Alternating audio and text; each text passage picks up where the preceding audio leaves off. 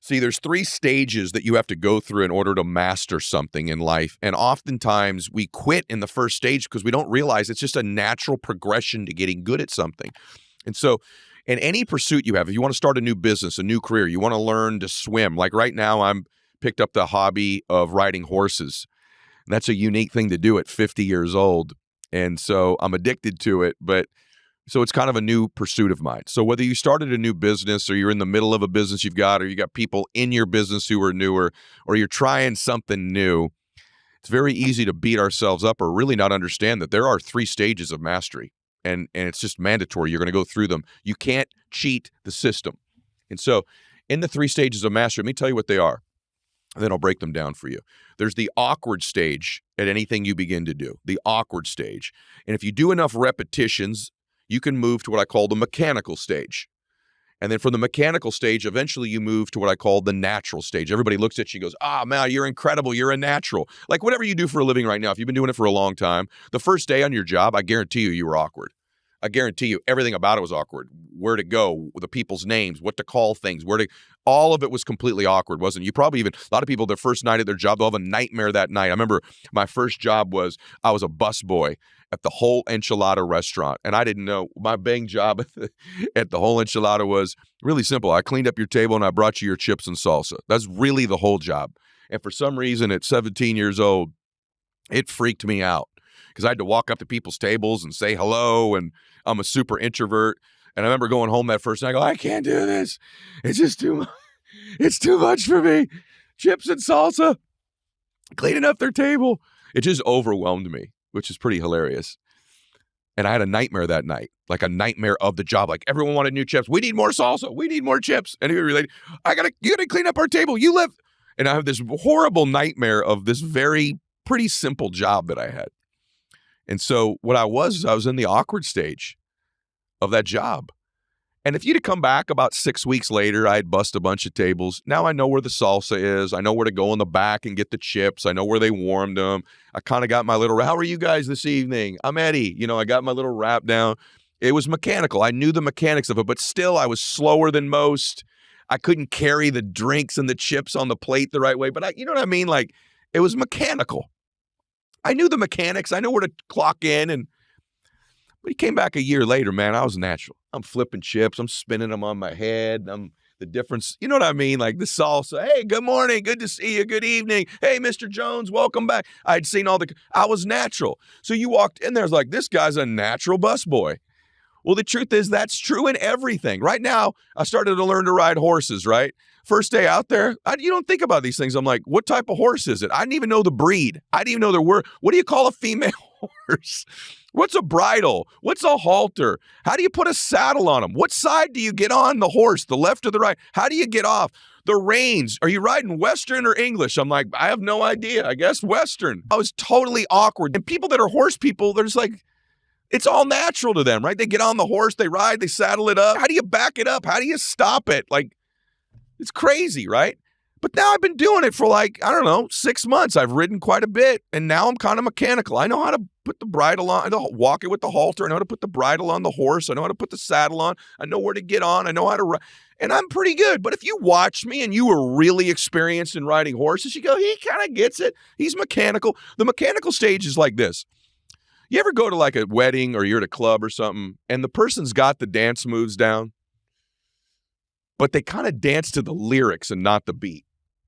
You know what I mean? Like, you're like, the guy's got the moves, but it's just, there's something, he's got the mechanics, but I think he's dancing to the words and not the beat. You know what I mean? That's the mechanical stage. But eventually you see somebody, they're like, oh, they got the rhythm and the beat. That's the natural stage. So the question is, how do you move from awkward to mechanical? You ready? Repetitions and awareness. Repetitions and awareness. So no matter what you do, you got to do more and more reps at it, more and more experience. And as you're getting that experience, being aware of the things that worked and didn't, getting coaching, getting feedback, course correcting, and improving. Success is not complicated. So no matter what it is you're doing, if you're an athlete and you're listening and you've had to switch positions, you were on the offensive side, now you're on the defensive side. It's not that playing defense isn't for you. It's that you better do a lot of reps. You better have a lot of awareness. You better watch a lot of film. you better do a course correction. So you do it through repetitions, awkward, enough reps, and awareness and course corrections, you'll move to mechanical. And then from the mechanical phase, it's the same process. More and more and more repetitions, more and more course correction and awareness until you become natural. And in business, all the money's made at the natural phase. Oftentimes in business, the money is predicated upon your ability to get natural and your ability to train other people at their jobs or crafts to become natural as well. What's most incredible to me, if I can be candid with you, is there's an art and a science to being successful at anything. And most people love the art, the mindset, the thinking, the thought processes. They love the art form of it. What do I need to think? What do I need to vision? What do I need to dream? Subconscious mind, meditation, blah, blah, blah. Most people don't have a tolerance for the science part. The science part's real simple. It's math. You got to do more reps. If you're in business, you got to do more calls, more emails, more appointments, more meetings, more setbacks. You got to do the reps to move out of that awkward stage. The awareness, the course correction, now you're mechanical. You want to get from mechanical, if you're in business, you want to get great at business, you want to become the best ever, more reps, more course correction, more awareness, you become natural. You pick up golf. You want to play a great golf game? You better get out on the driving range and hit a bunch of balls, and you better have someone videoing you, and you better get course correction and have awareness. And if you do enough reps, hit enough balls with enough correction, with enough awareness, you'll become mechanical. When you start playing golf, it's real simple. How do you hold the club? You baseball grip, overlap grip. What's the grip, right? How long should your clubs be? Where's your backswing? What's a swing plane? How do you come through the ball? What's your right hand do? Your left hand, your low. There's a lot to it. You watch someone start to play golf. It's crazy to watch, isn't it? But if they do enough reps, they do enough learning, they get enough coaching and correction, they can become mechanical. Then you watch people play mechanical golf. They got a good golf swing, but then eventually they become natural and they play their game. If you're going to play the game, you have to have a tolerance for the repetitions. So one of the reasons that we don't do the reps is we stop is because we don't give ourselves credit for what I call invisible progress. Invisible progress means this. There's such a thing as what I call compound pounding. Compound pounding means basically this, that as you're hitting an object over and over again and you compound the hitting of that object, over time you break it down, right? But what most of that progress is invisible. We don't see it. So as we're in the awkward stage and we're doing the reps, we're making progress, but it's usually not visible to us. Or if we're in the mechanical stage, we're doing the reps, the compound pounding of doing it over and over again is happening, but we can't see the progress. So what most people do is they quit before they get natural at anything because there doesn't appear to be physical, visible progress. Most of us want to see progress to believe it's happening. But the truth is in life, in most things, even in a loving relationship, a lot of the progress is happening invisibly. Certainly true in business. So let me give you the best example of it. I wrote about this in my first book, but a long time ago, I got invited to a birthday party for a young person, and I didn't really want to go to it because they were so young and my kids were grown. But I went to the birthday party because it was a friend of mine, and they had a piñata for the birthday boy. And so if you all know what a piñata is, it's very interesting, but like basically kids hitting the piñata with a bat, right? And it reminded me of business so much because you get there, what do? They blindfold this poor little kid and then spin him around and hand him a bat, like a weapon, right? So the kid spun around. He has no idea where he's going. He's just kind of flailing away. Can't even find the piñata.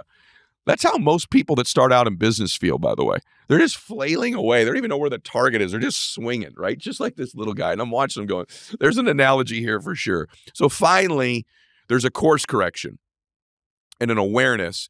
And the dad points the little guy at the piñata, even though the blindfold's still on. So he still can't see it, but now he's at least pointed in the right direction. That's what that awkward phase is like.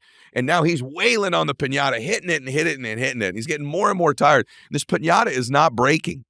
Right? So finally he goes, I quit. Why? There was no visible progress. So then what they do, they take the blindfold off him. He goes and plays on the swing set. They grab the next little kid. It was a little girl. Same thing. They blindfold her. She's like a new person in business. She's flailing away, not even hitting the piñata. She doesn't even know where the target is, right? Finally, she gets course correction, makes an adjustment, some awareness, and she's wailing on this piñata. No candy comes out. There's no progress. So she quits. You could picture it. You've seen this before. Next little guy gets up. He hits it 5, 6, 10 times. He quits. Next person gets up. She quits. After about 7 kids have hit in this piñata, the only person left is the little 4-year-old little boy. And everyone's quit because there was no progress. But what was happening was all the reps were happening, even though there was no visible progress. So all the reps were happening. So this little 4-year-old gets up, they put the blindfold on him, spin him around, and he takes one swing. Bam! Hits the piñata. All the candy comes out. And all the kids come running from the swing set back, and everyone's celebrating and getting all the candy. Let me ask you a question. Who broke the piñata? Was it the final blow by the 4-year-old, the one shot? Or was it the cumulative blows that everybody took hitting the piñata along the way that ended up eventually breaking it down? And we all know the answer. It was the cumulative blows to that piñata, the cumulative repetitions that were breaking it down over and over, even though you couldn't visibly see the progress. And see, in life, most people will quit in their pursuit of their dream before the candy comes out because they don't see visible progress. Even though the whole time compound pounding is happening as you're moving from the awkward stage, you're doing the reps, you're course correcting, you're aware. Now you're in the mechanical stage and you're course correcting and you're aware and you keep hitting the piñata and doing the reps of your life, of your dream. And then the natural stage, most people will quit on their dream before the candy comes out, even though progress is being made. Most people quit one blow away from getting all the candy in life. My recommendation to you is life is a lot like that piñata. You're making more progress than you think you are. Keep hitting the piñata of your life and know that as you do this, you're moving from stage to stage to stage. And then if you do it long enough, the metaphorical candy of whatever that candy is for you, the money, the success, the award, the recognition, the acknowledgement, the emotion, the relationship, the candy eventually comes out. The question is, will you keep hitting the piñata of your life, doing the reps until the candy's there, and will you be there to collect the candy and celebrate? From now on, whatever you're doing, go, this is okay. It's where I'm supposed to be. I've only done 10 of these. Of course, I'm still awkward. Or I've only done 45 of these. Hey, Ed, how many does it take? It's different for different people. The question is, do you have the determination, the relentlessness, the resiliency to stay long enough to move through all 3 stages until you get paid? So the question just becomes this: are you determined enough to do the reps? Are you determined enough to do the course correction and have the awareness to move through the different stages? And my wish for you is that you become natural as soon as possible. The sooner you do the reps, the sooner you do the course corrections, the sooner you have the self-awareness, the sooner you become natural, and we're off to the races and having blissful success in our life.